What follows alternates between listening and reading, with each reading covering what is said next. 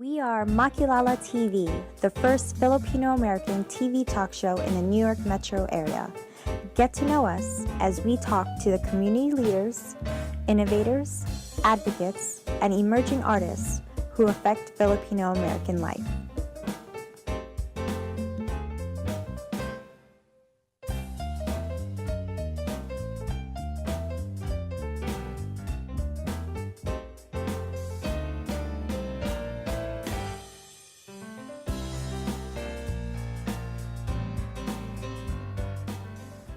Vanessa Manzano, Ninochka Rosca, Nicole Ponseca, Marivir Montibon, Ernabel DeMillo. The Filipinas I listed all have many similarities of being brave, intelligent, and powerful women. And unfortunately, they also happen to have shared a hashtag #MeToo post on social media, expressing that they have experienced sexual harassment at least once in their lives. There are also countless of other Philams who anonymously join this movement in spirit, so I commend them as well. It can happen to anyone, anywhere, anytime. According to CNN Philippines and the Philippine Statistics Authority, the number of reported cases of violence against women has sharply increased, starting in 2012 with 2,040 cases to 4,605 cases in 2016. But what about Philams here in the New York metro area? It appears that our society has recently been in a no-tolerance environment, which is refreshing and overwhelming at the same time. No one is safe from being reprimanded when being accused of sexual harassment, no matter how much authority you have in your field. During this episode of Makilala TV, we will cover the most frequently asked questions like, why are they, the victims, just coming forward now? How do I know if I was sexually harassed? What do I do if the assaulter is a close friend or a family member? And where can I go to for support? I, Rachelle Ocampo, am joined with my co-hosts Jen Fuhrer and Cristina Pastor as we ask our two special guest speakers about their personal and professional experiences with sexual harassment. Jamy Drapeza, LMSW, serves the people in several capacities, including the Secretary General of Gabriela New York, a Filipino women's social justice organization. As a professional forensic social worker, she focuses towards populations systemically targeted with oppression. And the culture and practice of sexual harassment is a core issue that needs to be dismantled with healing, education, and empowerment. Our second guest speaker is Concepcion, or Connie Montoya, who is a partner at Hinshaw and Culbertson LLP. She brings nearly 18 years of trial and litigation experience to her practice in employment law and consumer defense before the federal district and appellate courts. Connie is the immediate past president of the Filipino American Lawyers Association of New York. We have lots to discuss, and I'm truly honored to have you both join us today. So my first question is for you, Jamy, if you're still comfortable with it, to share your personal experience on sexual harassment and how that has propelled you to be at the front lines of demanding justice and healing. Right. Well, one story that comes to mind is the second day I started my first full-time job out of grad school, out of Columbia. A coworker introduced himself to me, a nice man of color, and he complimented saying, "Oh, my ex was Filipina." And we've all kind of heard my friend is Filipino. Really awkward. A little awkward, but nice. And he talked about our food, our hospitality. I'm like, okay. And then he started talking about, oh, her hair looks like yours, or you all have amazing bodies. And then when it registered to me that I'm being sexually harassed, particularly for my Filipino identity, my first reaction was, he thinks this is okay. And so I hit back with my own brand of sarcasm, but was also more along the lines of educating that this is not okay. You can talk to me in a different way, and let's move on from this because you're just being inappropriate. And he took it well. And that ended up being the nature of our relationship moving forward. But I can't forget knowing how in that moment, I'm so glad my reaction was to educate as opposed to something that might have made me lose my job. Yeah, so I think that was a very great teaching moment, not just for you, but for him, so that you probably prevented future encounters for other women.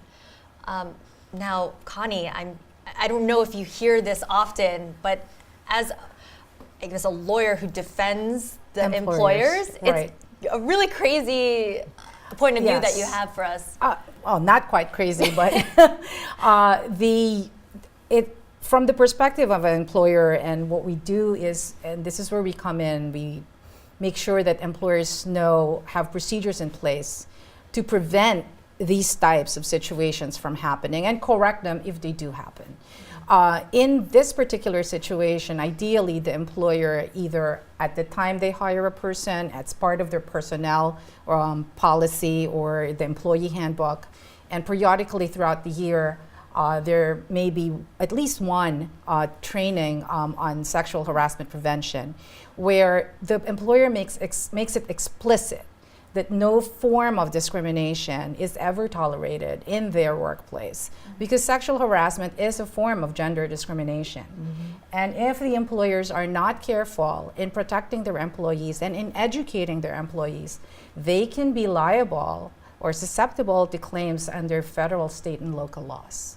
But how do you go from being just a compliment to a sexual harassment? Yeah, how do you define that? And this is why there's a lot of litigation going on, and a lot of complaints are being filed with the different federal agencies. And just to tell the audience, in the federal level, there's the Equal Employment Opportunity Commission. That's if you want to file a complaint with the feds.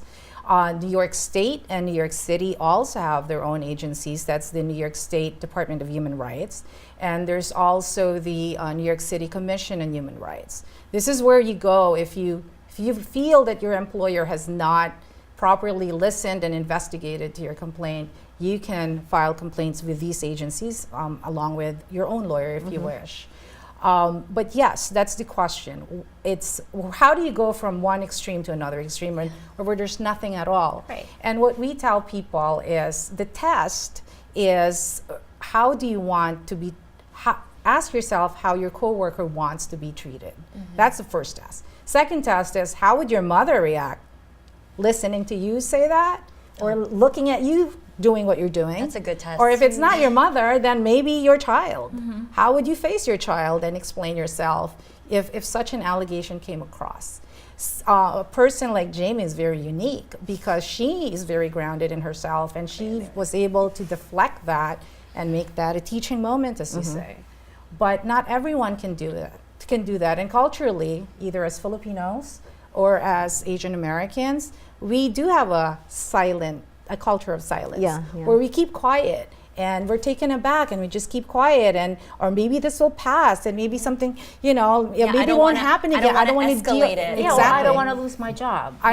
You shouldn't lose your job. Like, why would you tell those people? It's like, okay, I'm not really sure I'm being harassed, or maybe it's just a little compliment. Right. But if I say something, this is my boss. What if I lose my job? I think in Jamie's case, the man went beyond complimenting her.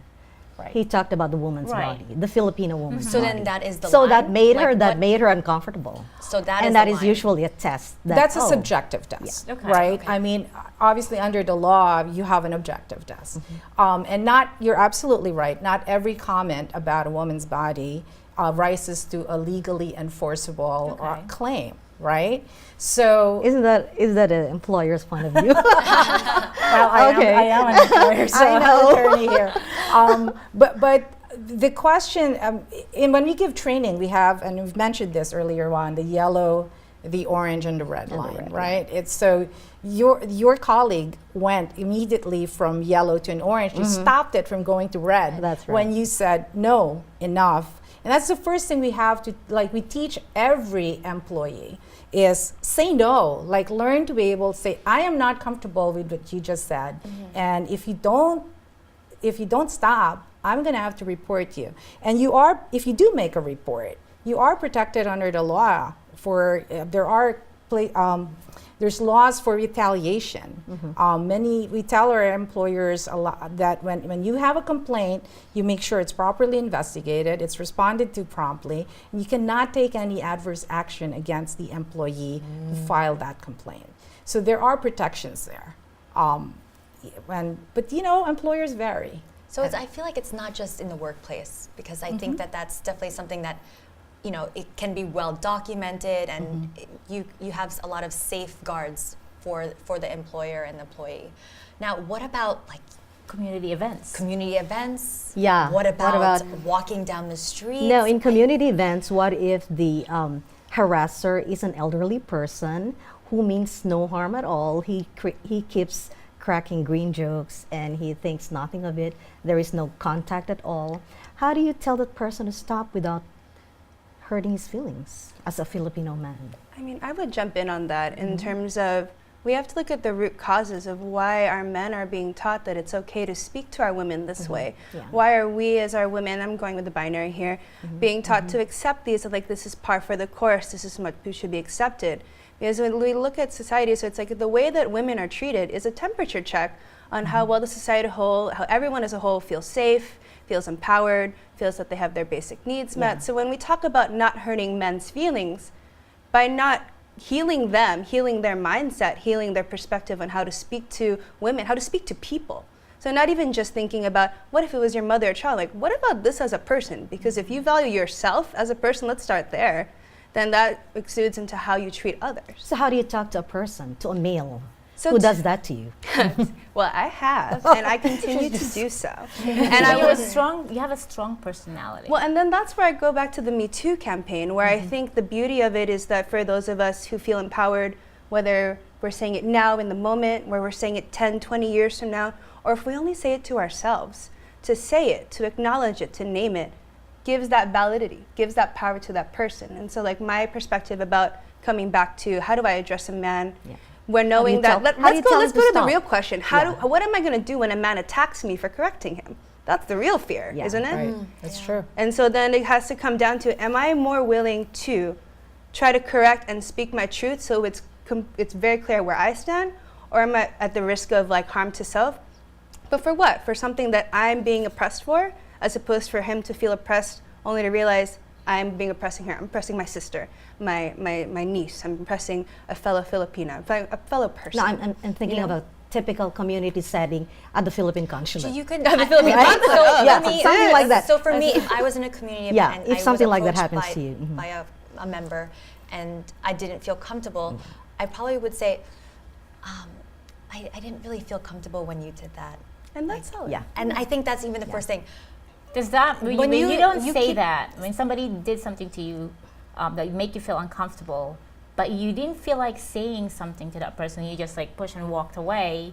That can Does that be too, make right? you weak? No. So I like what you mentioned before. You kept mentioning Jamy is strong.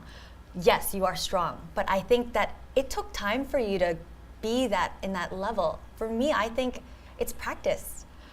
Could be generational So too. example, I would go down the street, walk down the street, and I would get catcalled every day, every week.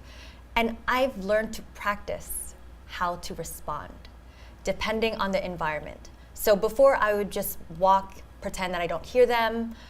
Sometimes I just didn't want to escalate it. But then I've learned through practice, since it happens so often, that I reacted differently. That first time it happened where I reacted in a powerful way, I stared at them. I stopped in my tracks and I just stared at them. And they, weirdly enough, hid behind a car Yeah. in disgrace and embarrassment. And I felt so powerful with that one little change. So I think it's practice. If we prep ourselves knowing that this is unfortunately the world that we live in, I think we should really arm ourselves with those little, tidbits. So yes, you are strong, but I feel like that through training with Gabriella and hearing other stories and sharing Me Too hashtag experiences, I think that's really what Yeah, makes I it. think the sharing the experiences, it helped other people who actually have the repressed memories of being sexually harassed, and then now they're like reliving it and go like, well, you know what? Next time it happens, maybe I'll be strong enough to say, this is not acceptable. Yeah. This is, you can't do this. Because sometimes it's Right. it's really hard. I mean, there are people, maybe say you're a new immigrant, you came over here, and then you have other people, helping you. Maybe that's one scenario, right? And then maybe older people, you look like a father figure, and all of a Yeah. sudden, Yeah. they cross the line. They so cross the line. I hope And then they will say something like, "Ko naman, binibiro lang kita." Yeah. Something Like, like yeah, that. I'm just So it puts joking. you in a position like, So you're the now one who is you- assaulting the them. person That's now a real That's is- very psychological. We've And touched generational too, right? Yeah. We've touched on a bunch of different things. There's the immigrant culture that we have. That's right. Then we do we call ourselves Filipino American, but there is a distinction between Filipino culture and American culture. And from the workplace, I would actually caution Filipino men in particular who won't think of nothing of saying these comments because they're used to it. They grew up with it in the Yeah, Philippines. that's right. Certainly my father's generation's the Yeah. same way. They would not think twice about commenting on a woman's appearance or body, That's right. or jokingly talk about some celebrity and how they really look and compare it to like women in Yeah. their family or probably even their colleagues. Now that is a red zone Yeah, yeah. in Red, the right, workplace. And so especially for those who are just joining the U.S. workforce with all these cultural beliefs or the way they grew up in them, they have to be very careful about how they express themselves and how they communicate with others because they may be in for a surprise that what may be acceptable and kosher or as you say, nagbibiro lang Nagbibiro ako, lang it's naman just ako. a joke, They mean right? no harm I about mean it. no Yeah. harm is harmful. Yeah, what about the way you dress? Can you be, let's say you complaining target, about this you're a person, target, this yeah. person is harassing me. And then he turns around and is like, well, because you dress so That's a thorny Provocatively. issue because there's also First Amendment protection to Especially- how you express yourself. And then I also, Yeah. that kind of falls back into the theme of us as the film community, us especially as women who are subject to this harassment where when we say, oh, it's the way you dress, stop it right there. It's not so much the way I could be in New York City, a woman can walk around topless, it's legal. And that is still not asking for it. And more to the point where it's just like, do I have to meet a standard set by any random person that sees me to be validated for feeling attacked, for feeling harassed? In trauma work, we identify trauma as real or perceived threat. So if you feel that you were violated, you feel that you are concerned for your safety, that's all that you need to be able to say, like, this is wrong and I'm going to stop it here. And to follow back on your statistic about migrant workers coming in, especially to the United States alone, I think the statistic was what, like 9,000 overseas workers a day leave the Philippines. Those are thousands of people who might not even know English or know Right. a hotline to even report when they think Right. that they might be harassed or maybe explicitly harassed because maybe this is just how America works. I think we should also have a conversation about how to educate men to talk to women. Yes. We have not. Yes, that's I Have think the we have to conversation. really train ourselves and also teach, our Because brothers we and women dads already and know how to our handle colleagues. men. So there was one example. I was at a party. For the most part. I was at a party and there was a girl that was drunk and she was laying on the couch and then there was guys that were next to her that were like making motions like putting their hands like near her crotch area. I was like, excuse me, is that your girlfriend? And they're like, no, she's just a friend. I was like, wait, back up. Even if she wasn't your girlfriend, I don't think I would have liked that if that was me. And they immediately stopped. And I apparently was a little too strong with that, so you were I right. walked out.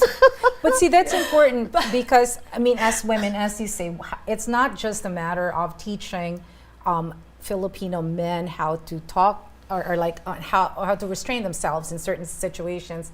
But I think it's also, what you said was very important. You gave support to another female, Yeah. another Pinay, most likely, who probably wasn't even aware of what's happening. No idea. But the point being is that we need to support each other. Like if we see another female colleague or not being harassed or being treated improperly, it doesn't, I think, hurt to just say, hey, wait a minute, exactly what you just said. Yeah. What's going on?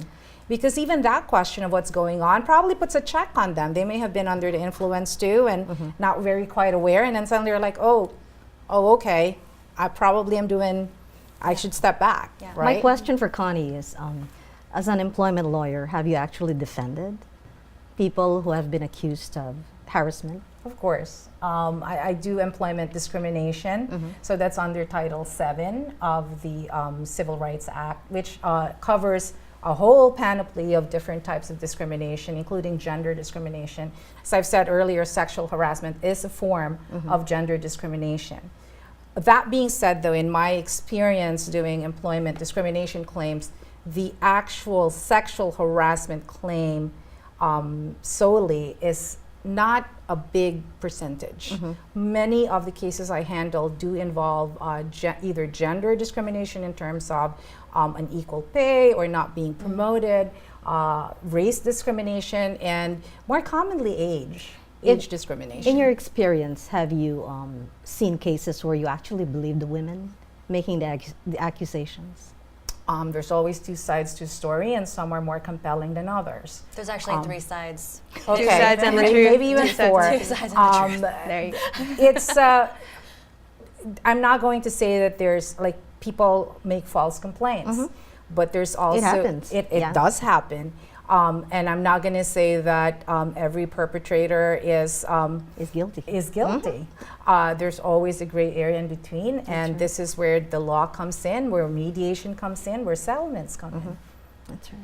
Yeah, and now what about, I was thinking of, the resources. Like, how do we prevent and identify sexual harassment? Well, as I said, the first prevention is always with the employer to make sure they have the proper procedures and training regularly given and in place and clear to everybody else. That's one. So, second is in terms of, I've mentioned the agencies already that you can go to. They have many, especially the New York City Commission on Human Rights, have a lot of resources. The current commissioner is a Filipino American, Carmelyn Morales, and she's done tremendous work in helping the community and making sure that discrimination is dealt with and eradicated or minimized. I have a curious question in the workplace. Usually you try to discourage relationships between partners. What if the relationship is consensual? Is that considered harassment? That was one of the, they're like, oh yeah, what happens if it was? Yeah, they what if started they- yeah. that way. The guideline is that if there's a power relationship in place, Like boss-employee. right, even if it's consensual or romantic, it's always a problem for the Yeah. employer. What if they're on equal footing, both employees or both bosses? It's still, again, there's always, it doesn't mean that sexual harassment claims always can only happen between a boss and a, a subordinate, junior worker yeah. and a subordinate. It can happen among people of the same level. Again, it's, as an employer, it's always better to dissuade consensual relationships at work or romantic general, relationships yeah. at work in general. I have some clients who specifically put that in, that they cannot have, a romantic relationship at work. That's a problem on another level, So but it's there. I hate to close it, and I know we just got to get in juicy. Okay. So for last minute thoughts, can you share with us some advice, something to support some of the viewers that may feel like that they don't feel either empowered or feel like that they're alone in their case or in their experiences? I would say that your experience, however you define it, it's your experience. And that is all the validity that you need to know that this is real for you. And that to heal, it depends on your own pace. It could be just telling someone in confidence, telling your diary, finding a group of folks who you know could support you, whether that's your friend base or organizations like, for example, Gabriella in New York for one, that does specific work on the broader spectrum to enact for like girls and women's rights. And then it could also just be like taking care of yourself, however that means, whether that's autoscaldo, whether that's therapy, whether that's just confronting what happened to you in your own way. Like all of those happen in your own pace. You don't have to perform that for anyone. You don't have to put it on Facebook for anyone. Whatever brings you closer to a place where you can move on and move forward, do it. And Connie, any advice as an employer? The workplace is where we spend a majority of our of our daily hours. So it should be a safe place. So speak up and say no whenever you're uncomfortable. And last question, I know that you already mentioned Gabriella, but are there any other resources that you want to share for people if they ever do feel like that they're like an undocumented citizen person or? One of my favorite resources specific to New York City is NAPOF, New York City's Health Resource Guide. So NAPOF is the National Asian Pacific American Women's Forum, and they've done great work in finding resources that of like clinics, specific individual providers, hotlines that will have someone who on task who can speak to an Asian woman and even an Asian immigrant woman, which is huge. I'm so happy you said that because I don't think I didn't tell you, I actually developed that health resource guide. Oh, great. You did. I'm like, That's great. Oh, God bless you. I'm like, grab it. That's Yeah, good. keep doing. Where's right. the Tagalog version, girl? So Next unfortunately, we are out of time, but I do want to thank you, Thank Connie you. and Jamy, for your invaluable experiences and support. I hope that everyone that's watching really feels that they have a safe space to either feel that they are not alone. Thank you to our viewers at Makilala TV and for Manhattan Neighborhood Network for hosting us today, and for all of our viewers. And I'd like to now introduce our guest performer, Samantha Leon, and she is a singer-songwriter of New York City. Her songs are full of poetic turns, fiery goodbyes, and triumphant smiles that transcend through a sweet, sultry voice that touches people in the deepest parts of their soul. With the release of her self-titled debut EP, let's hear it for Samantha Leon.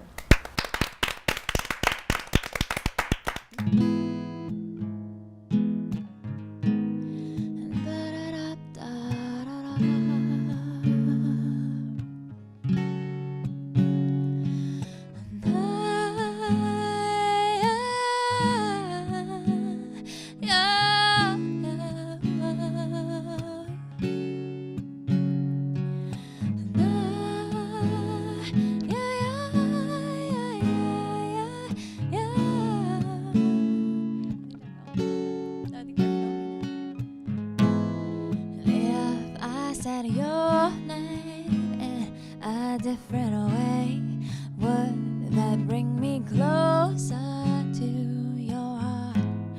Wonder what I'll find looking into your eyes at a mind more beautiful than art, and why you seem so shy.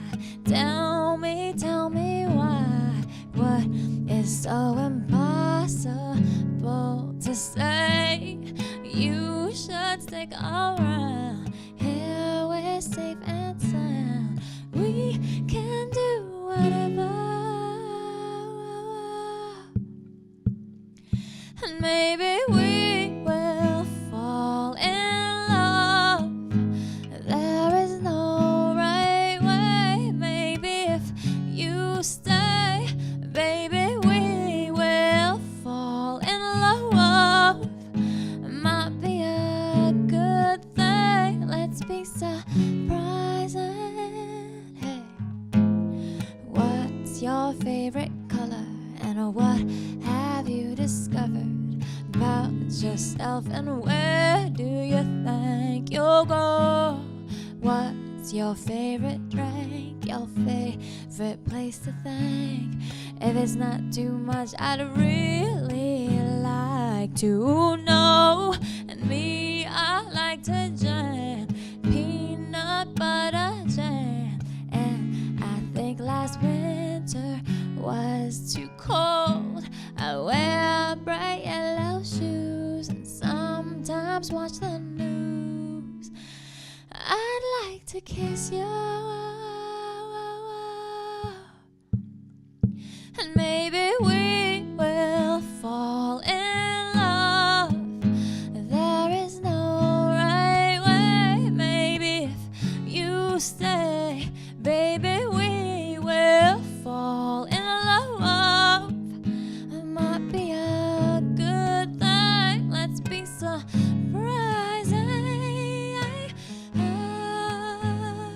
Yeah.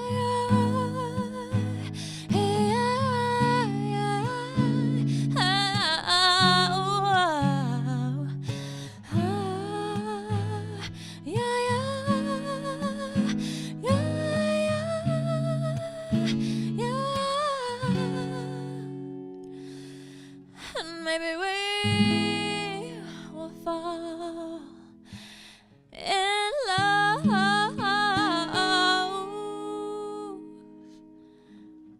There is no right way. And maybe if you stay,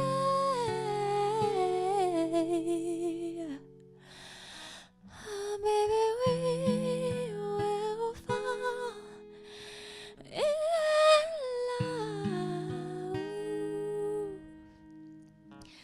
Might be a good thing. Let's be surprised.